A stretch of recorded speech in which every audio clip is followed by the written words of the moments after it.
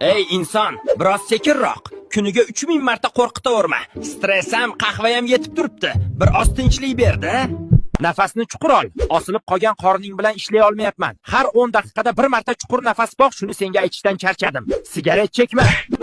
Men tozalovchi emasman, axlat qabul qiluvchi korxona emasman. Fast food, shirinlik, kechki ovqat, oq non, suv ber.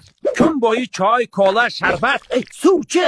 Men filtrman. Ko'proq suv ich yaramas. Men o't pufagiman. Har kuni yog'lar bilan kurashaman. Bir kun tiqilib qolaman, ko'rasan. Ovqatlanishni tartibga solmasang, mendan o'pkalama bola. Men hazm qilishga ulgurmasimdan, sen to'g'ri ekan narsani yutasan. Iltimos, sifatli ovqat yegin. Men oshqozon osti beziman. Shakarni, shirinliklarni kamaytir. Insulin ishlab chiqarishdan charchadim. Bir kun o'zingni yeb bitiraman. Men ovqatingdagi vitaminlarni sug'urib olishim kerak. Noto'g'ri ovqat, stress va har xil kimyoviy dorilar meni o'ldirayapti, nomard. Ey insonlar, ovqatlanishni tartibga soling, harakat qiling, suyuqlik iching. Ichki shifokor maq o'zingizda. Bizga yordam bering.